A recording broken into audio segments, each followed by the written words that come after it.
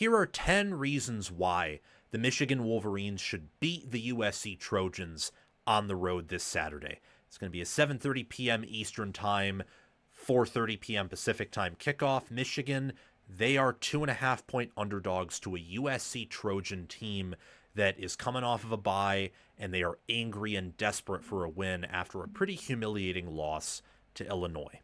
Reason number one why Michigan can win ties into that Illinois game and also to some of USC's performances in Big Ten play thus far. They've played 3 Big Ten games, remember.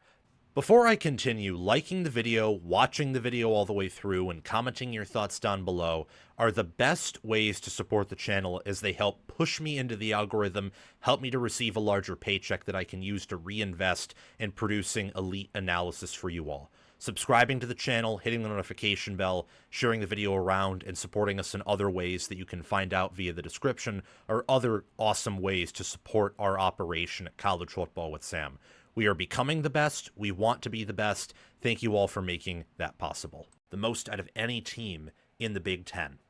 And some conclusions I've drawn from USC's time in playing those Big Ten games is their trench play still isn't where they want it to be.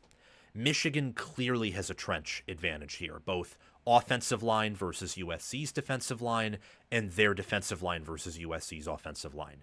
Michigan should match up well versus USC on the lines of scrimmage. They are, I'm not going to say bigger there because USC's defensive line is actually pretty big, especially at defensive tackle. But when you look at the PFF grades, when you look at their consistency on film, when you look at the analytics, everything lines up with Michigan having superior trench play on both sides of the football. USC's offensive line is closer to Michigan's O-line than the D-lines are close to each other. But Michigan's defensive line can definitely better sustain injuries than USC's can, and I think is more consistent at generating some of those, big gaping holes on the ground that allow for those long touchdown runs that Michigan has. Both rushing offenses are very comparable, though, and we'll get into that later in this segment. Reason number 2 is quarterback Bryce Underwood. So Underwood's completing close to 60% of his throws. He's top 25 in QBR nationally. He's only got 3 touchdowns through the air, 1 interception. These are not fantastic stats. His passer rating's, a 130 or something. A lot of that has to do with his receivers. He's getting better each and every game. He's an effective runner. You can clearly see the talent that he possesses. And whether it's Bud Elliott on today's Cover 3 episode on the Locks Pod, or whether it's Josh Pate talking, I believe it was with Colin Cowherd maybe on one of their segments about sooner or later we'll be talking about what if he had some receivers this year. That's kind of what I'm saying. He's going to have a breakout game. He hasn't really had that yet, really. And I think he's going to at some point. This could be the game. It could be against a drastically inferior opponent. Maybe it's against Ohio State. We'll see. He's an X factor for Michigan, though. He is one of, if not their best player on offense, along with Justice Haynes. And Michigan's offense has a lot of good things about it, but it also has a lot of inconsistent and even some bad parts as well. Underwood is not one of those, and his legs are going to make it a living hell for USC to try and stop Michigan's ground game, of which he is a part of, and to even try and spy him, because while Michigan's receivers are very inconsistent, it's not like USC this year has been known for consistent and awesome secondary play. Number 3, this ties into, I think, the secondary play a little bit, but also USC's defense overall, is the rushing attack that Michigan has. So Haynes and Jordan Marshall, the 2 backs for Michigan, they have 11 rushing touchdowns so far. Underwood, I believe, has 2 or 3, and Michigan is averaging close to 7 yards per carry on the ground. Very close to that. USC is giving up on the ground approximately 4.5 yards per carry, and they're almost surrendering a 50% rushing success rate. That's not good, especially when looking at a Michigan offense that's averaging 6.63 yards per carry with a less than super optimal 43.6% rushing success rate. A lot of that has to do with the fact Michigan's inconsistent in the power game, but they do love to hit those big, long runs and are good enough at the short and medium yards to have one of the best rushing attacks in college football. Haynes and Marshall, their athleticism, their breakaway speed, and their vision are a huge part of that. This is a wonderful Michigan backfield. It might be the best Michigan backfield from an NFL perspective, mainly because of Haynes, ever in the Jim Harbaugh era. There's a very high possibility of that. And those backs and this rushing offense against that USC defense, that's a matchup that certainly favors the Wolverines. Reason number 4 is the blocking up front. That also ties into the running backs and the rushing offense. So Michigan creates big runs in every game, and some of it certainly is preventable. I don't think, for example, they're going to run for 5 carries of 50 or more yards against Ohio State, and they nearly did that against Nebraska. They had 3 and could have had a 4th, if not for, I think it was Jordan Marshall sliding down after Michigan recovered the onside kick, and they got a 1st and 10, handed it off, slid down. Anyway, enough of that tangent. Point being, they do a really good job of running stretch, and they do a good job, I've noticed, of whenever they use whether it's misdirection or maybe they play off of Underwood's mobility using, motion to make the box lighter and confuse the defense, and then they break off a big run. Their offensive line does a good job of getting momentum, of getting initial push, and when they pull block at times, do a very good job of staying on their man and making sure he stays there, not holding, and opening up really the Red Sea. They did that multiple times against Nebraska. They did that 1 or 2 times against Wisconsin. Obviously, against inferior teams like Central Michigan, they did it. I mean, they even did it against Oklahoma once, where Oklahoma was owning them at the lines of scrimmage. So there is consistency there, and it is it can be replicated. Michigan's rushing offense and their big plays there. Number 5 is Michigan's defensive ends. So I'm talking about Jayshon Barham and Derek Moore, who have 5.5 sacks. Barham is playing like a day 2, maybe even day 1 NFL draft pick. Derek Moore is probably a day 3, day 2 guy. Ever since that move of Barham to edge, and then you have Cole Sullivan and Ernest Hausman at linebacker, this defensive front's looked better. The pass rush has been noticeably better. I think the defense has been noticeably better and will probably continue to improve throughout the year. They are going to need to get to the quarterback because the way USC likes to play ball on offense compared to the way Michigan likes to play ball on defense favors USC.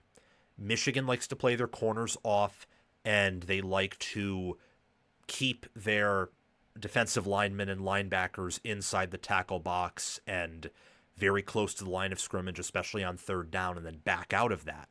Well, that can open up opportunities for someone to quickly get behind the defense, Mekhi Lemon or Jacoby Lane, or maybe it's on standard downs and USC wants to try a screen pass or a short pass, and since Michigan's corner is 10 yards off the line of scrimmage, an NFL receiver such as Jacoby Lane or Mekhi Lemon can make stuff happen. So getting pressure and getting in Maiyava's face is going to be very critical if Michigan wants to win here. And with the talent they have there, that's a big reason why they can win against a USC offensive line that may have some issues facing this defensive pass rush. The defensive tackles for Michigan, Trey Pierce and Rayshon Benny most notably, but also Damon Payne and Trey Williams. It's a very deep room. As the game goes on, they do a much better job on the lines of scrimmage and making sure they get behind the opposing offensive line. They're deep.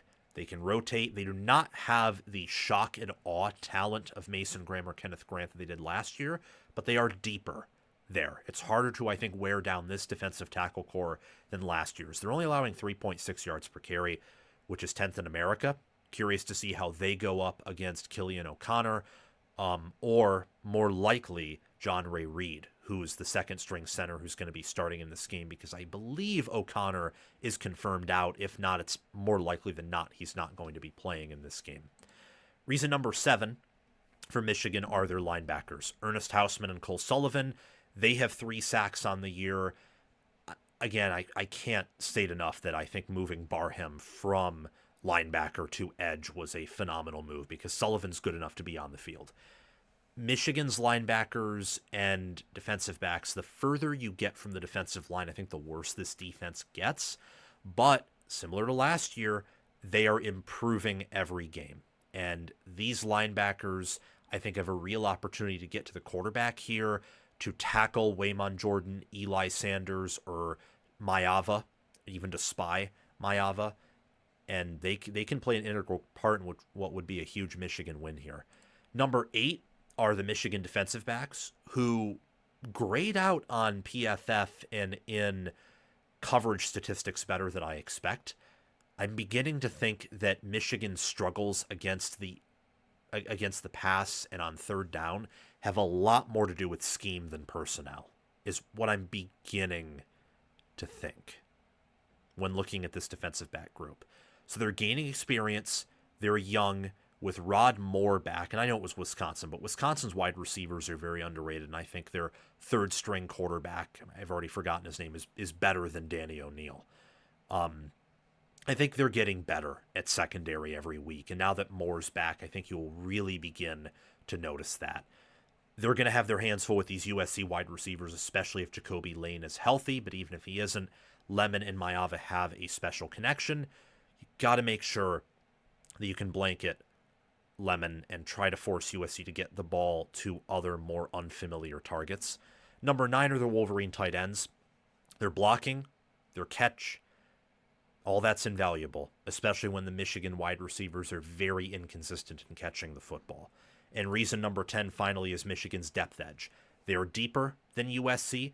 If a big-time Michigan player goes down outside of Bryce Underwood, but in most positions, if a Michigan player goes down, it will be easier to replace him than if a USC player goes down. Michigan is deeper than USC. They're more talented slightly in terms of 24/7 Sports Team talent composite, but the playable depth Michigan has is greater than the playable depth that USC has, and that can maybe help compensate for USC probably starting off fast or being in a more familiar environment due to Michigan having to travel across the country to play in the Coliseum. Those are 10 reasons why Michigan should beat USC. It's going to be a competitive game, a fun game, program-defining game for USC, but I would also argue program-defining game for Michigan as well, as if they win this game, their path to the playoffs just got a whole lot easier. Thanks for watching this video. Make sure, if you haven't already, to like the video, subscribe to the channel, hit the notification bell, comment your analysis and thoughts down below so I can reciprocate my thoughts with you in the comment section, and check out anything on these end screens that are up here, whether it's a recommended video or playlists for teams that I'm talking about in a preview, prediction, or a reaction. Make sure to hit the notification bell on those, scroll through them, and watch any suggested videos if you are interested. Thank you for helping college football with Sam become the best and the biggest college football brand and channel on YouTube and other social media platforms. We will reach that one day because of your support.